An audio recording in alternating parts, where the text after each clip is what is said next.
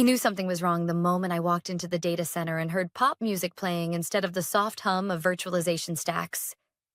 That was clue number one. Clue number two? The laminated sign taped to the firewall rack that said, New Era Loading, in bubble letters. I'd spent 8 years keeping 18 data centers online, through ransomware storms, fiber cuts, overheating events, and one extremely memorable coffee spill disaster. And now the server room looked like someone tried to stage a YouTube thumbnail inside it. My name is Jessica Hale. I'm 39. Divorced? No kids. 2 cats. And I smoke 1 cinnamon cigar a year, only after surviving Q4 failover drills. I don't do inspirational posters. I don't do group hugs. And I definitely don't do bubble letters in critical infrastructure areas. For nearly a decade, I've been the quiet shadow behind Orion Tech, the one keeping the heartbeat steady while other people posed for magazine covers and keynote speeches. And for 8 years, no one, not the board, not the users, not even the CEO, knew that if I ever walked away, this company would stop breathing. But I wasn't thinking about any of that yet. Not fully. I was staring at the sign when a voice floated in from behind me. Cool, right? I turned, and there she was. Harper Kingston, 25, influencer, lifestyle podcaster, and the newly hired Systems Innovation Director, despite having no professional background beyond editing videos and posting aesthetically beige workspaces on Instagram. She smiled like we were girlfriends. James thought it would make the room feel less stressful, she said. Right. James. James Beaumont, the owner's son. My new boss. And the walking embodiment of the phrase, fail upwards. He'd been back exactly 7 weeks, and in those 7 weeks, he managed to rename our core architecture to Project Phoenix, replace the internal documentation wiki with slides full of emojis, and apparently hire his girlfriend into a role that previously required 10 years minimum experience and full infrastructure clearance. I stared at her, waiting for the punchline. There wasn't one. Instead, she tucked her hair behind her ear and whispered like we were talking about horoscopes, not security. I'll be honest, I don't understand half of what's happening in here, but James said you're going to teach me everything. My jaw locked. Teach her? Teach her how to prevent a cascading failure event? Teach her how to negotiate emergency vendor licensing at 3 a.m.? Teach her how to decrypt logs mid-outage while the CEO hyperventilates over your shoulder? No, absolutely not. Before I could speak, my phone buzzed. A Teams message popped up on the lock screen. James, need you in my office. Now. That smiley face wasn't friendliness. It was a warning shot disguised as politeness. I didn't rush. I finished my server checks, not because he asked, but because I knew whoever touched those racks next wouldn't know the difference between a heat warning and a system meltdown. When I finally walked into his office, James was already leaning back in his leather chair. Smug, relaxed, rehearsed. Harper followed behind me like a proud pet owner showing off a trick. He didn't acknowledge me at first, just scrolled lazily on his phone. Then, so Jess, he said, stretching the nickname like gum. We've been doing some restructuring, directional shift, new energy. That word again, energy. It was uncanny how people with the least competence loved talking about energy like it could replace skill. He continued, You've been here a long time, and honestly, I never understood why my father thought you were valuable. There it was. The first cut. You're outdated, he added. Rigid, non-collaborative, and starting today, we're replacing you. He gestured casually toward Harper. With someone who aligns with the future. Harper waved. I didn't speak. I didn't blink. Then he exhaled sharply, satisfied with himself. Effective immediately, he said, voice like cold metal. You're done here. For a moment, one quiet, razor-edged moment, the world stopped. Then I slid my laptop from my bag, placed it gently on his polished desk, and met his eyes. You have exactly 20 minutes before everything goes dark. I said calmly. Tell your father I said good luck. Harper's face twitched. Confusion, then unease. James scoffed. You're bluffing. I smiled, not wide, not dramatic, just enough to let him know I wasn't. No, James, I murmured. I'm warning you. I turned and walked out. No shouting, no tears, no panic.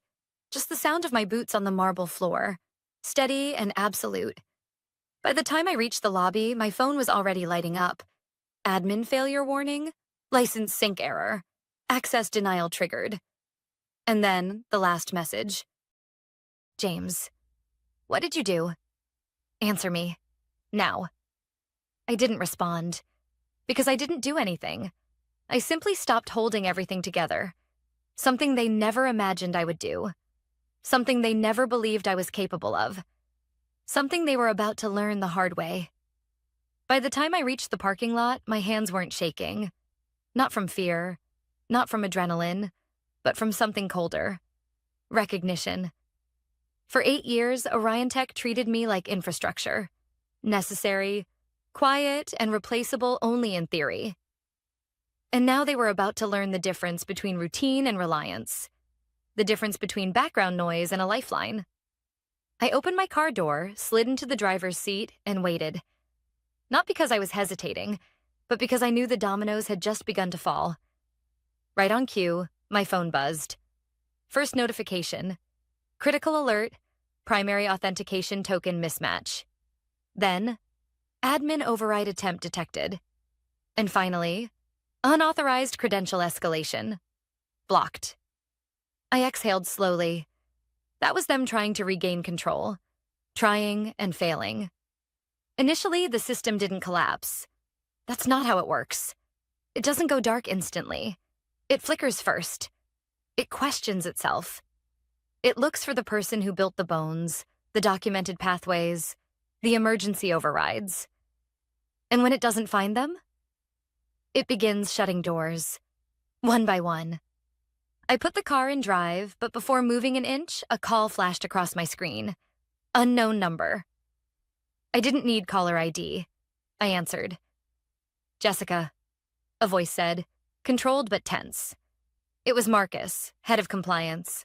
One of the few people who understood that IT wasn't magic. It was craftsmanship. Tell me they didn't actually fire you, he said. Silence stretched between us. You're kidding, he muttered. Jesus, okay. Listen, half the dashboard just logged out. Finance can't access their Q1 ledgers. Operations lost redundancy mapping, and... A muffled voice cut him off on his end. Then another. Background chaos. Urgent, rising, panicked. Marcus came back, voice lower now. What exactly did they break? I leaned back in the seat. They didn't break anything, I said quietly. They just removed the person who knew how to run it. He cursed under his breath. Then, James is asking if there's a workaround. I almost laughed. No, I said. There's preparation, there's maintenance, there's respect for architecture, there's institutional knowledge. Workarounds don't replace those. Seconds passed before he responded. He thinks this will blow over in an hour, Marcus said. He's already talking about resetting the structure and starting fresh. Of course he was. People like James always believed everything could be rebuilt faster, cheaper, and easier, because they'd never built anything themselves. Tell him, I said, that a system is only as strong as the person who understands it. And right now, he fired the last person who does. I hung up before he could reply. Not because I was being dramatic, but because staying on the line meant becoming responsible again. And I wasn't. Not anymore. I pulled out of the parking lot and headed toward the city. 10 minutes later, another alert pinged. Failover license expired. Renewal required. That one would sting. Failovers were the backbone of the system. The seatbelt, the parachute, the safety net. They required manual renewal every 6 months because automation left too much room for error. I'd renewed every single one for 8 years. I knew, down to the day when each was set to lapse. Today, one did. Tomorrow, 3 more. By the end of next week, none of them would exist. Another notification buzzed. This time a text. Harper. Hey, sorry if today felt harsh, but we really need access. Can you send me your passcodes? I stared at the message, then locked my phone without replying. 2 minutes later, another message came, this time from James. Give us access or we'll pursue legal action. That was fast, but lawsuits can't reverse ignorance. I drove until I reached a quiet diner, a small brick place with fogged windows and the smell of burned coffee permanently soaked into the walls. I slid into a booth, ordered eggs I wasn't hungry for, and waited. Not for disaster, for acknowledgement, for understanding, because every collapse teaches a lesson. Some companies learn it too late. My phone buzzed again. This time, not a threat, not a request, but a plea. From the CTO. One sentence. Tell me you made a backup protocol. I typed slowly, deliberately. I did. 3 dots appeared immediately. He was waiting. I finished the message. But only one person knows how to activate it. A long pause. Then, you? I didn't answer. Because answers have weight, and timing defines impact. I set the phone face down on the table and finally took a bite of cold eggs. The truth was simple. I hadn't sabotaged anything. I hadn't touched a single setting. I had simply removed the one element they took for granted. Me. And now the question wasn't whether Orion Tech would collapse. It was how long it would take before someone finally said the words James refused to speak. We need her back. By the time I finished breakfast, 3 hours had passed since James fired me. 3 hours. That was all it took for Orion Tech, an 18-data center multinational infrastructure provider, to go from industry competitive to quietly burning at the edges. The alerts were coming faster now, stacked like dominoes. Licensing mismatch, redundancy failure, vendor link invalid, authorization chain broken. None of them were catastrophic in isolation. Together, they were a countdown. My phone buzzed again, this time a call from legal. I let it ring, then ring again, and again. Finally, a voicemail notification popped up. I didn't listen to it, not yet. The words would be predictable. Urgent, demanding, vaguely threatening with a layer of false professionalism. Instead, I looked out the diner window. Morning traffic crawled by. A woman walked her dog. Somewhere a delivery truck honked. Life continued in its quiet, ordinary rhythm, unaware a corporation was unraveling because one woman stopped holding it together. I paid the bill, grabbed my bag, and stepped outside. The cold air hit my face, clean, sharp, grounding. My phone buzzed again. This time, the name made me pause. Walter Beaumont, CEO, founder, James's father. He hadn't called me in years, not directly. Not since the Madrid outage in year 3, when he apologized for yelling at me after I restored a failing load cluster in under 2 hours. I let it ring twice before answering. Jessica, he said. Not warm, not cold. Controlled. Walter. Is it true? He asked. You're no longer with us? His use of words, not fired, not released, told me everything. He didn't approve. They made that decision, I said. Not me. A beat of silence. Then, I'm being told we've lost access to parts of the core system. That's correct. And that our license renewals aren't syncing. Also correct. And that the infrastructure is... He hesitated, searching for the right term. Unstable. I nodded, even though he couldn't see it. That's what happens, I said slowly, when you remove the person maintaining stability. He exhaled, long and heavy. This isn't how we operate, he muttered. Decisions aren't made like this, at least not without review. There it was, a crack, not in the system, in leadership. You trusted James, I said gently, Not accusing, stating a fact. I trusted my son, he corrected. Another silence, not empty but full. Full of realization, full of consequence. Can you come back? He finally asked. There it was. The sentence the system had been waiting for. But it wasn't enough. Not yet. Walter, I said carefully, did anyone show you the operational documentation before they fired me? No. Did anyone check the renewal calendar? No. Did anyone confirm Harper's qualifications? His laugh was bitter. She once called HDMI Wi-Fi on a wire. I blinked. Hard. Then you already know the answer, I said. I need you to come back, he repeated. But this time there was weight behind it. Not command. Respect. Before I could respond, another alert flashed across my screen. Critical failure. Node 4. Midwest. Failover attempt unsuccessful. That one was serious. Node 4 handled 3 enterprise clients. Government adjacent. Losing it wasn't just bad. It was reportable. Walter heard my silence. What happened? He asked. Your son tried to restart a live cluster, I said flatly.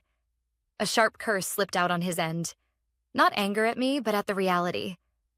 I finally spoke the truth, the one no one wanted to say aloud. Walter, I said quietly, you don't have a system problem. You have a leadership problem. A long pause. Then, soft, almost reluctant. You're right. For a moment, neither of us spoke. Then he said the one thing I never expected. Not from him. I made a mistake. It was an apology, but it was accountability. And accountability is the first step in rebuilding anything. Systems, trust, people. Jessica, he continued, I want you in the boardroom tomorrow morning, 9 a.m. sharp. He wasn't asking. He was reinstating. But I didn't answer immediately. Because the part of me that was still human, still damaged, needed to breathe. You should know, I finally said. The system will continue to unravel until someone with knowledge intervenes. How long? He asked. 20 minutes ago, I would have said 6 hours. Now? 4, I answered. He inhaled sharply, then steady. Then I'll see you in 3. He hung up. No threats, no condescension, just resolve. I put the phone down, started the car, and pulled back onto the road. The damage wasn't finished. Neither was I. The next morning, I stood in front of the glass doors of Orion Tech headquarters. Same building, same security scanners, same cold steel letters bolted across the entrance. But everything felt different. Last time I walked out of these doors, I left as someone dismissed, someone labeled obsolete. Now I was walking back as the one person they couldn't function without. Marcus was waiting just inside the lobby. His posture said everything, wired with stress, running on adrenaline and caffeine fumes. You're here, he said. Not relief, not excitement. Recognition of inevitability. I nodded. How bad? He blew out a breath. 3 data centers offline. The European cluster is stuck in a recursive failover loop, and Harper tried to reboot the vendor interface by unplugging a rack switch. I stopped walking. She unplugged a live switch? He pinched the bridge of his nose. To quote her, energy can't flow if it's plugged into old systems. I stared at him. No words came. Because sometimes silence is the only response that respects how absurd reality has become. We walked toward the executive elevators. As we passed open work areas, the atmosphere shifted around us. Hushed, tense, heads turning, screens flickering with warning banners. One engineer mouthed, "Thank God," when he saw me. Another just raised his coffee like a salute. Nobody smiled. Nobody joked. This wasn't office gossip anymore. This was survival. When the elevator doors opened onto the executive floor, the first voice I heard was panicked and unmistakable. I don't understand why it won't reset. It worked yesterday. James. He was pacing outside the boardroom, hair disheveled, tie loose, looking nothing like the polished confidence he wore when he fired me. Harper stood beside him, clutching an iced latte like it was a life raft. Her mascara was smudged, her confidence gone. The moment they saw me, both froze. James spoke first. "What are you doing here?" he demanded, though the shake in his voice softened the edge. I didn't respond. I didn't need to. Walter's voice echoed from inside the boardroom. "Let her in." James looked like a child being told to sit down after breaking something expensive. Harper avoided eye contact. I stepped past them and entered the boardroom. Inside, the full senior leadership team sat around the massive oak table. Laptops open, papers scattered, screens displaying warning logs in red text. Walter stood at the head of the table. Not the calm, collected CEO I remembered, but a man who'd been awake all night confronting consequences. He gestured to the empty chair beside him. "Jessica." No title, no pleasantries, just acknowledgement. I sat. Not hurried, not hesitant. Simply present. Walter cleared his throat.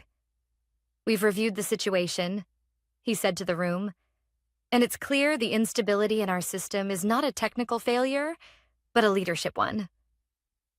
James shifted in his seat, but his father didn't look at him.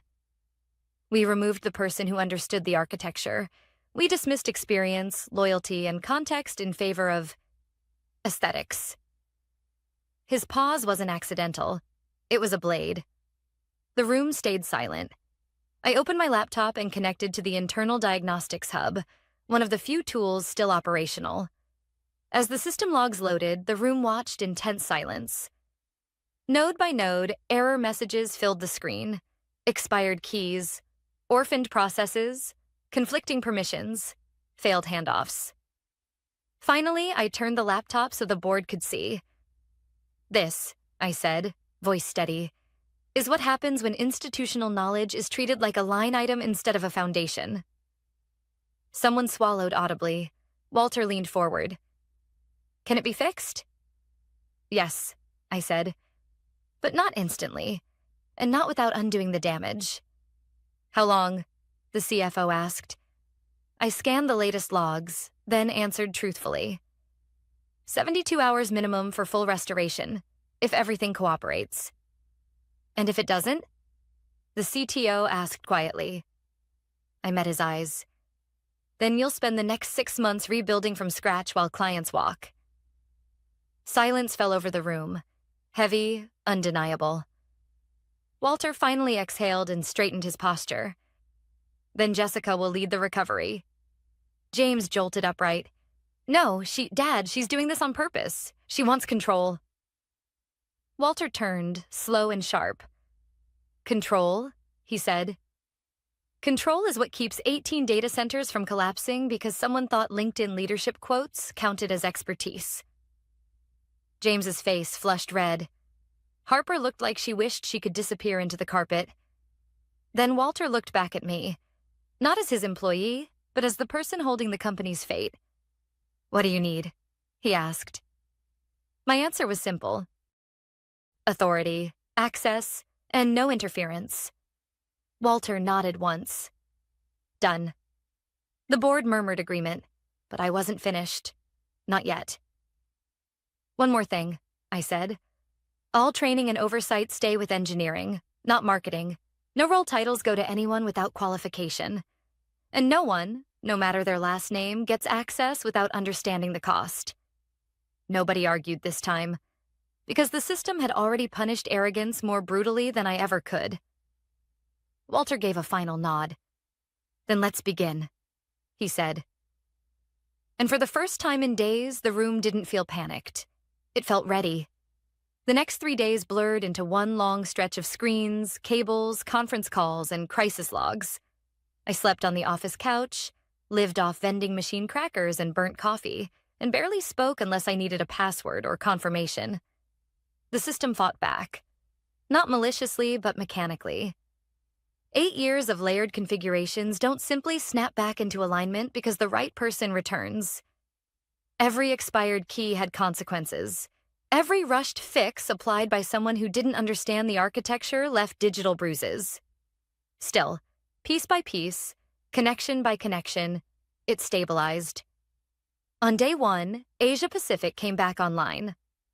On day 2, the European failover loop broke and resynced. On day 3, the last North American node, the one Harper had unplugged, finally stopped throwing recursive authentication errors. At 2:17 a.m. on the third night, the master dashboard turned green across all regions. Not blinking, not flickering, stable. I stared at the screen for a long time, letting the quiet settle. The kind of quiet only someone who's fought technical chaos can understand. Not silence exactly, but absence of emergency. Relief with edges. A soft knock sounded behind me. Walter. He walked in slowly, like he wasn't sure I'd still be there. "You did it," he said quietly. I didn't turn immediately. My eyes stayed on the screen. "We did it," I corrected. The engineers followed every instruction. They pulled double shifts. They earned this. He nodded, accepting that. After a moment, he spoke again. Not as a CEO, but as a father. I made the mistake of assuming loyalty and skill were permanent and guaranteed, that they didn't require recognition or protection. His jaw tightened. I let my son make decisions he was never prepared to make. I looked at him then. Really looked. He wasn't angry. He was ashamed. Most people never admit that. "That mistake nearly cost the company," I said. "And cost you," he added quietly. I didn't deny it. Because being cast aside after giving years of your life isn't just professional. It's personal. He reached into his jacket and set a folder on the table. Inside was a new contract. When I opened it, 2 details stood out. Title: Chief Systems Architect. Autonomy: Independent Operational Authority. Equity: Not symbolic, meaningful. And then, non-negotiable requirement: no personnel changes affecting infrastructure roles without your written approval. It wasn't about power. It was about prevention. "One condition," he said. I raised an eyebrow.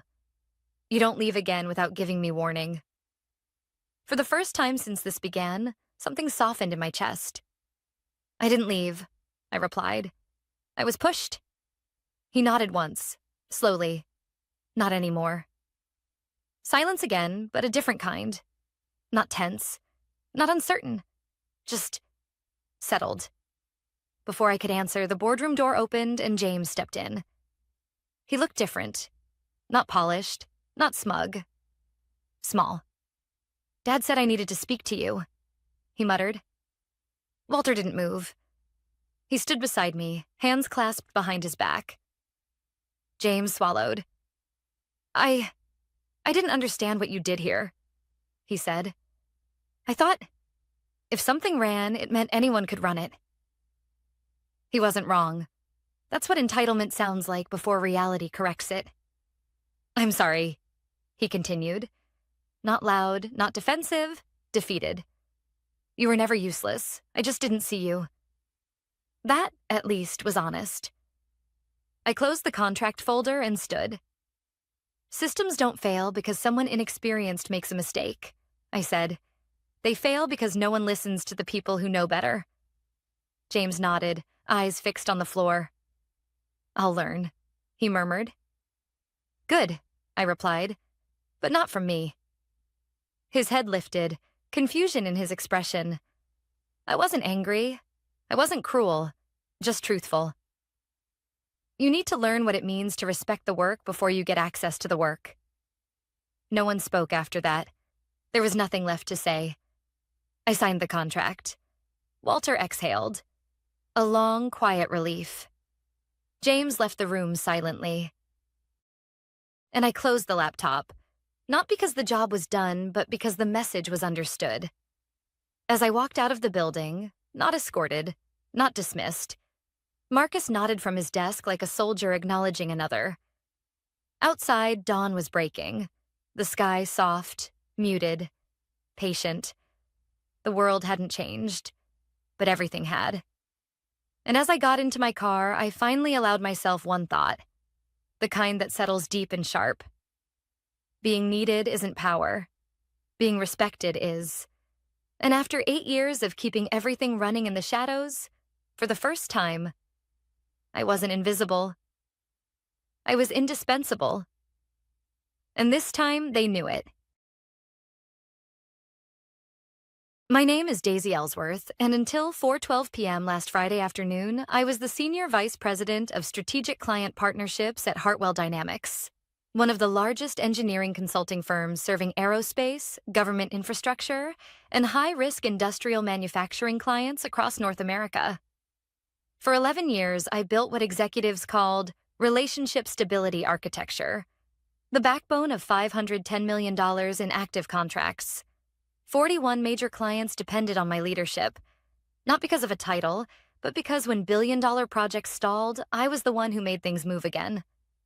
I never imagined the career I built would end with a PowerPoint slide and a punchline. 3 weeks earlier, the board hired a new CEO, Michael Barrett, Harvard MBA ex-management consultant. Impressive on paper, and absolutely obsessed with one thing: cutting costs. His first executive meeting was scheduled for Friday. Mandatory attendance for all department heads and senior leadership. At 3:58 p.m., I walked into the glass-walled conference room. The atmosphere felt tense. Too many rigid shoulders, too many people staring at laptops just to avoid eye contact. Michael stood at the front of the room, hands clasped behind his back like a general about to brief his soldiers. "Let's begin," he said. The presentation title appeared on the screen: Operational Efficiency Through Compensation Optimization. Corporate language always sounds calm, clinical, neutral. But I've learned something across 11 years in high-stakes client management. Neutral words often hide destructive intentions. Michael clicked to the next slide. Our first area of concern is salary inflation. Many of our senior roles exceed benchmark expectations. He spoke as if reading a weather report. Mild annoyance, nothing emotional. Slide 3 appeared. My name, my title, my salary. $380,000, bolded. Red. The room shifted, heads turning toward me, then away, as if looking too long might make them guilty by association. Michael laughed. Not a full laugh, more a sharp exhale meant to belittle. Daisy Ellsworth, Senior Vice President, $380,000 annually, 60% above benchmark. He paused. He wanted the silence. He wanted the weight of humiliation to land. "No offense, Daisy," he added, smiling like a man performing kindness instead of offering it. "But this pay structure suggests a misunderstanding of value." I felt heat crawl up my neck. Not shame, but controlled anger. I didn't speak. Not yet. He continued, clicking to another slide showing a lower salary structure, $215,000. "A market-aligned adjustment," he said, "effective next quarter." My voice finally came. Low, calm, controlled. "Michael, why was this not discussed privately?" He tilted his head, expression empty of empathy. "Transparency fosters accountability." That sentence told me everything I needed to know. There are leaders who build, and leaders who destroy so they can feel powerful holding the rubble. I didn't defend myself. I didn't justify my work. Because humiliation disguised as policy never invites dialogue. It invites obedience. And I do not obey disrespect. The rest of the meeting blurred into meaningless corporate metrics. Cuts, restructuring, projected savings. At 4:12 p.m., the meeting ended. Executives packed their laptops with the frantic urgency of people trying not to get dragged under the same water. Nobody spoke to me. Not one person. Silence. That was the culture Michael had created in 45 minutes. I returned to my office, closed the door, sat down, and breathed. On my wall hung a framed award from a federal infrastructure client for saving a $6.4 billion aerospace grid system and preventing a national failure. But to Michael, I was a line item, an expense, a number to shrink. At 4:47 p.m., I opened a blank resignation letter. No drama, no emotion, just truth. Resignation notice. Effective immediately after today's public compensation decision and the handling of executive communication, I no longer believe Hartwell Dynamics recognizes the value of strategic client leadership. I resign effective immediately. Daisy Ellsworth, I sent it. Packed my office in 11 minutes. Walked out of the building at 5:03 p.m. without looking back. And as the elevator doors closed, an unexpected calm washed over me. Not fear, not regret. Clarity. Because in that moment, I knew something Michael did not. He didn't cut a salary. He severed the trust holding nearly half of Hartwell's revenue together. And trust is not replaceable. Not with a cheaper employee. Not with a benchmark. Friday, I left quietly. Monday, the consequences would begin. I spent the weekend in silence, not because I was unsure of my decision, but because my body needed stillness after the emotional hit and run of that meeting. Saturday morning, I made coffee, sat on my balcony overlooking Lake Michigan, and waited for something to surface. Anger, fear, guilt, doubt. None of them came. What I felt instead was relief. A quiet, steady certainty that I had walked away at exactly the right moment. But certainty doesn't erase disbelief. Several times I caught myself whispering the same question. Did he really do that? By Sunday afternoon, the question changed. What happens now? I hadn't planned revenge. I hadn't contacted a single client. I hadn't even updated my resume. But life has a way of responding when someone crosses a boundary with cruelty instead of honesty. At 9:14 p.m. Sunday night, my phone buzzed. Unknown number? I let it ring once, twice, then answered. Daisy? It's Mark Townsend, Douglas Aerospace. Douglas Aerospace represented $42 million of Hartwell's annual revenue. I had worked with Mark for 9 years, through manufacturing failures, emergency redesigns, budget crises, and political pressure inside federal defense committees. His voice wasn't angry. It was something worse. Confused and disappointed. I heard you left Hartwell, he said. Is it true? Yes. Silence.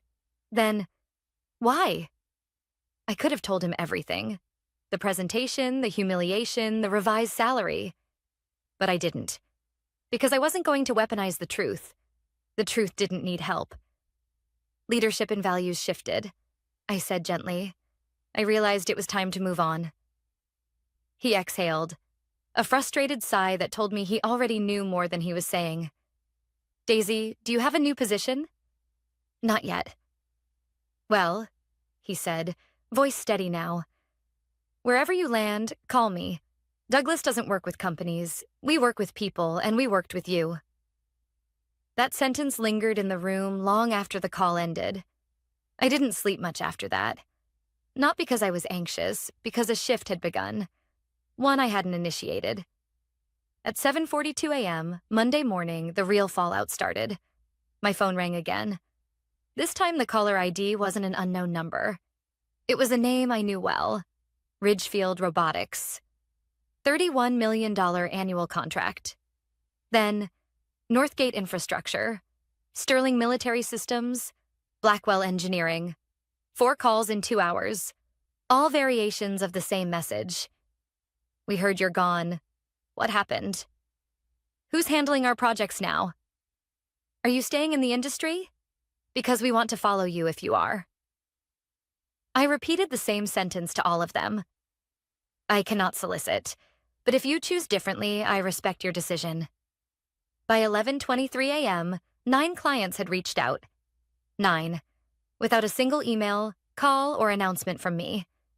At 12:06 p.m., my former colleague and friend, Leah, texted. Leah, Daisy, you need to sit down. The client portal is lighting up. Contract review requests, audit inquiries, renewal pauses. Someone sent a screenshot of your office being empty through the engineering Slack channels. The clients know. Like all of them. Michael is panicking. I stared at the message. Not with satisfaction, but with the heavy understanding that something irreversible had begun. Leadership often assumes loyalty belongs to logos, buildings, and corporate vision statements. But loyalty, real loyalty, belongs to trust built over years of showing up when things were hard. At 1:41 p.m., Michael finally called. I watched the phone vibrate on my table. 1 ring, 2, 3. I didn't answer. He sent a follow-up email instead. Stiff, formal, stripped of the arrogance he had displayed 3 days earlier. Subject: clarification request. Daisy, it appears your resignation has caused significant concern among several client accounts. We need to discuss transition planning and ensure continuity. Please contact me as soon as possible. Michael Barrett, Chief Executive Officer, Transition Planning. That phrase, so procedural, so dismissive, would have made me laugh if the situation weren't so predictable. He hadn't planned for the possibility that the relationships I managed weren't transferable. He assumed titles carried trust. He assumed loyalty could be reassigned. But aerospace engineers, military contracts, and industrial manufacturers don't trust easily. And when they do, they trust people, not companies, not CEOs, not cost-saving strategies. By 5:05 p.m., Monday, 9 major clients had formally paused or declined contract renewals. 46% of Hartwell's revenue was now unstable. And Michael had no idea the storm had only just begun. Because client trust doesn't disappear quietly.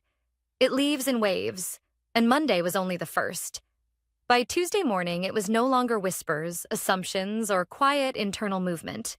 It was visible, public, measurable, and it was happening faster than anyone at Hartwell Dynamics could control. I woke at 6:18 a.m. to more missed calls. 5 from clients, 2 from journalists in the manufacturing sector, and 1 from a number I didn't recognize until I listened to the voicemail. It was the chair of the Hartwell board. Her tone was clipped, controlled, and cold. Daisy, I'd like to speak to you before the situation escalates further. Before the situation escalates. It already had. At 8:03 a.m., I received a text from Leah. Emergency board meeting. Michael looks sick. No one can reach half the major accounts. They want to know if you're responsible.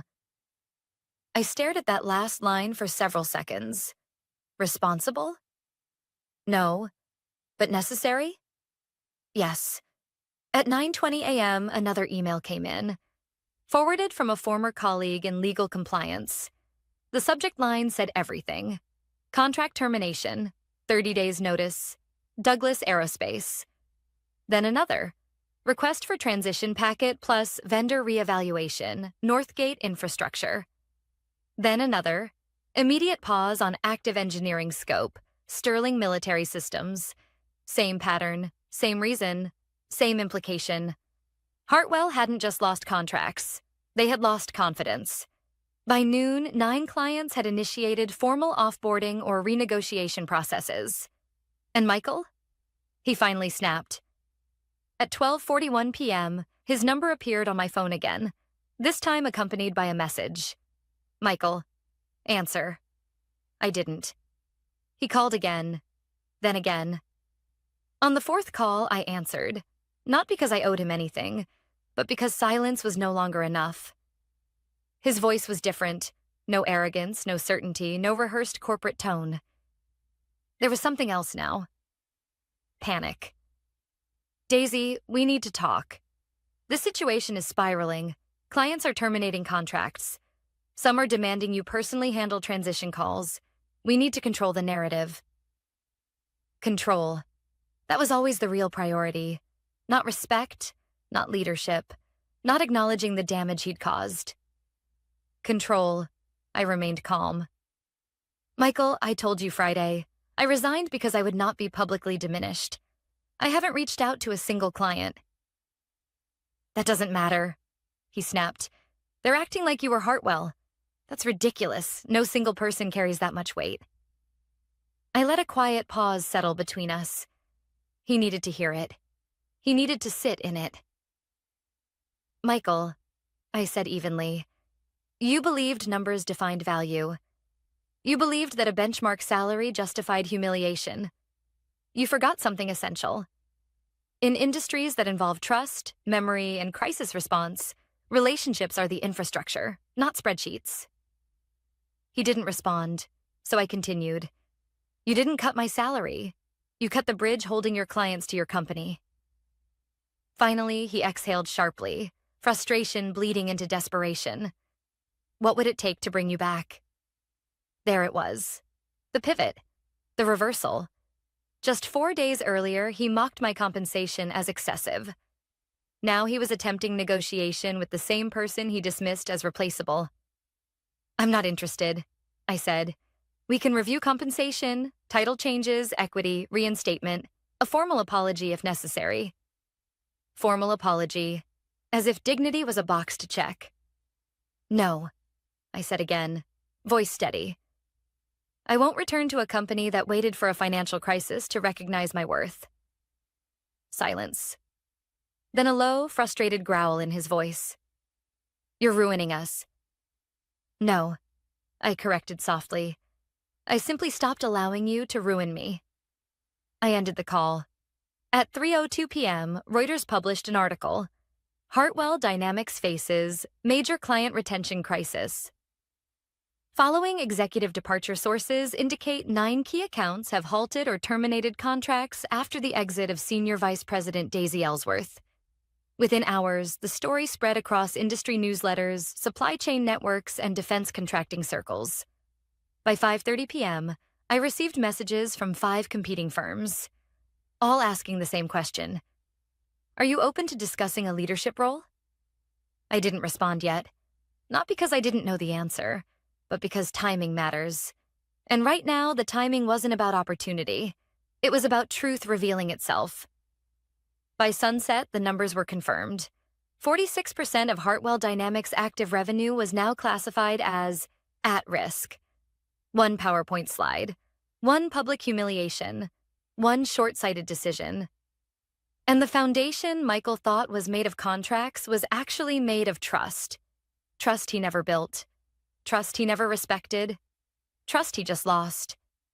By Wednesday morning, the calls had shifted from curiosity to urgency. Clients were no longer asking what happened. They were asking where I was going. At 8:11 a.m., I sat at my dining table, laptop open, emails flooding in faster than I could read them. Some were short and direct. We will only finalize renewal if Daisy is managing the account. Others were emotional in ways I wasn't expecting. You were the only reason we trusted Hartwell through those failures. If you're gone, that trust is gone too. In corporate environments, people like to pretend relationships are transactional, replaceable, and immune to personality. But every project crisis, every midnight call, every saved contract, those moments create something spreadsheets can't measure: loyalty. At 9:37 a.m., another email appeared. This one from a private equity firm I had interacted with years ago during a joint project review. Subject: confidential discussion request. Daisy, we are following the situation closely. If you are considering re-entering leadership in the engineering or defense supply space, we would like to discuss potential backing for a new firm. No expectations, just a conversation. Jonathan Gray, Graybridge Capital. I read the message twice. Then a third time. A new firm. The idea hit me like a quiet answer to a question I hadn't realized I was asking. Not replacement. Not negotiation. Not returning somewhere familiar. Building something of my own. But I didn't respond yet. I needed clarity, not adrenaline. At 10:22 a.m., my phone rang again, this time from a number I knew better than almost any other. Thomas Hale, U.S. Department of Defense Infrastructure Division. His role wasn't just high level. It was decisive, strategic, the kind of position where a single comment could alter the trajectory of a corporation. Daisy, he said as soon as I answered. Tell me what happened. I explained the situation, simply, without exaggeration, and without the bitterness I could have justified. He listened. No interruptions. No sighs, just quiet attention. When I finished, he spoke with the steady authority of someone who had dealt with both war zones and boardrooms.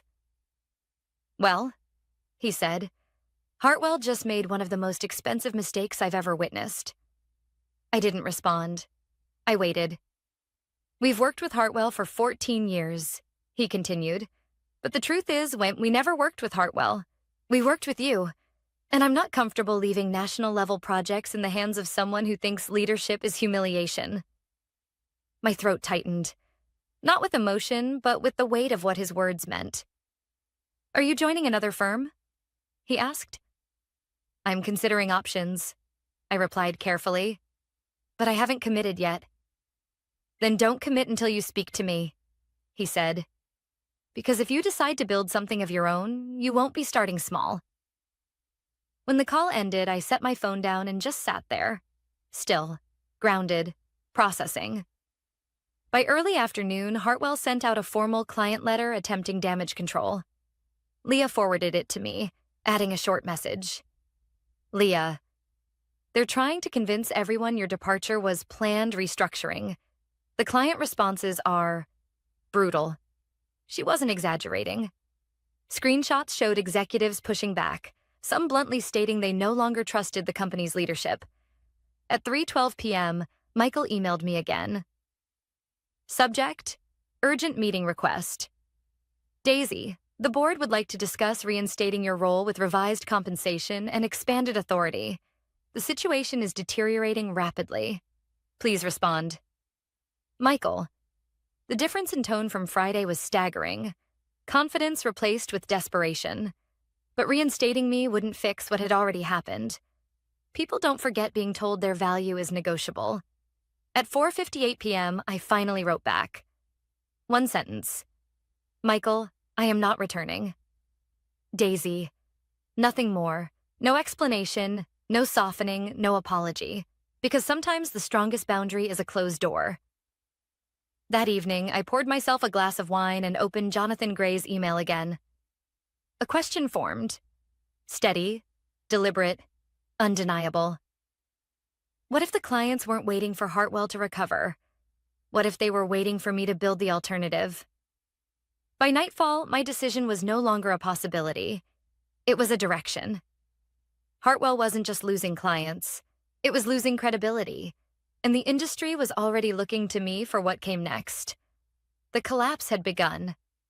But so had something else. A beginning built from the ashes of their arrogance. 2 weeks after the meeting where Michael flashed my salary like a joke, Hartwell Dynamics was unrecognizable. The industry didn't wait quietly. It reacted. Fast, loud, and without patience for incompetence. By Monday of the second week, the story had reached every major publication in the aerospace and engineering consulting sector. Articles weren't subtle. They called it what it was. A leadership failure disguised as cost-cutting strategy. Clients withdrew faster than Hartwell's internal teams could respond. The legal department was drowning in contract terminations. Procurement teams across defense and infrastructure networks had already updated their vendor databases, marking Hartwell as high risk. No one phrased it directly, but the meaning was clear. If the person clients trusted was gone, the contracts had no anchor. By Wednesday, Hartwell's revenue had dropped 46%. Not projected, not estimated. Actual, confirmed loss. A number large enough to shake investors, analysts, and anyone who understood the fragility of trust-based industries.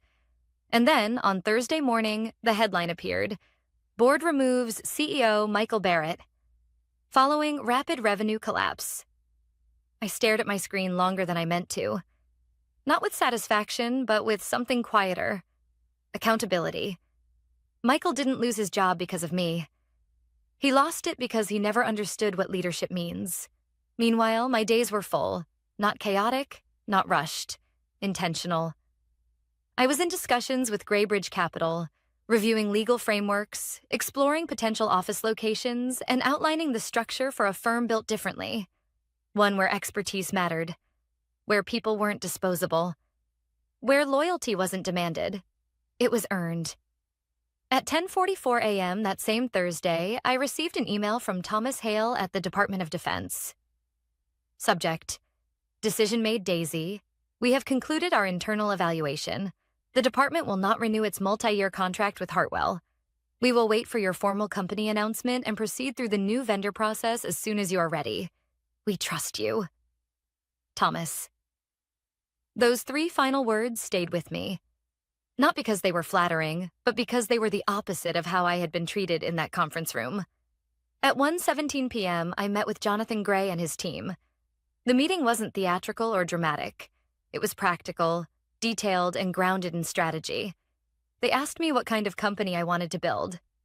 My answer was simple. One where clients never feel like line items, and employees never become cautionary slides.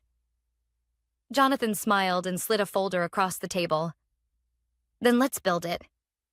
By Friday morning, exactly 14 days after I walked out of Hartwell, we signed the formation documents for my new firm, Ellsworth Strategic Systems. We didn't need a recruitment campaign. We didn't need marketing. The industry already knew. By the end of week 3, 26 former Hartwell clients had formally moved their contracts to Ellsworth Strategic Systems, totaling over $310 million in confirmed first-year revenue. 7 additional clients were finalizing approval. And then came the moment I never expected, the one that made everything quiet inside me. An email from Hartwell's interim leadership team. Subject: Request for guidance. Daisy, we would like to schedule a meeting to discuss what went wrong and how the company can rebuild trust moving forward. Your insight could help prevent similar failures in the future. Please let us know if you're open to a conversation. I read it twice, then closed my laptop. Not out of anger, but resolution. Some doors stay closed not out of bitterness, but wisdom. I didn't reply. Instead, I went to the window overlooking the city and let myself breathe, deeply, fully, without the weight of being undervalued. Because the truth was undeniable. I didn't destroy Hartwell. I didn't need to. They collapsed because they misunderstood the most fundamental rule of leadership.